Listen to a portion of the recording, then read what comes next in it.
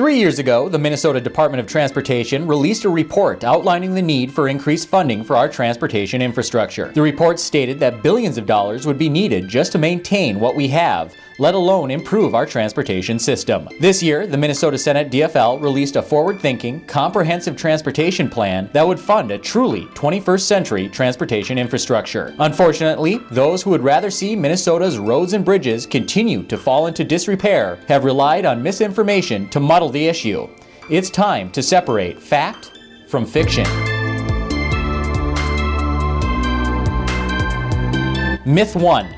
We don't need all this money for roads and bridges. This couldn't be further from the truth. According to MnDOT, $6 billion is going to be needed just to maintain the roads and bridges we have. The Senate plan will rehabilitate almost 9,000 miles of roadways over the next 4 years, while the GOP plan would fix up to 2,500 miles of roads over 4 years and then stop completely. Also, Minnesota needs to maintain more than 20,000 bridges. The Republican plan would fund 1 bridge and take away from the miles that could be fixed. Minnesota drivers deserve better.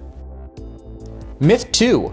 Efficiencies within MnDOT can pay for road repair. MnDOT is doing a good job finding ways to cut costs and save taxpayer money. But the amount of savings already realized is only 1% of what it would take to adequately maintain our roads and bridges. 1% isn't going to cut it. Myth 3. Money collected from the gas tax will go towards funding light rail and the metro.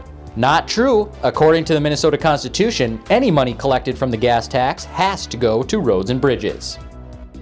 Myth 4. We have time to wait. Experts have been studying Minnesota's transportation issues for decades. The time for study is over. The verdict is in. Minnesota needs a comprehensive transportation funding plan. Construction and material costs will only increase the longer we delay. Our businesses and residents need a safe and efficient transportation infrastructure, and they need it now. So why do these myths exist?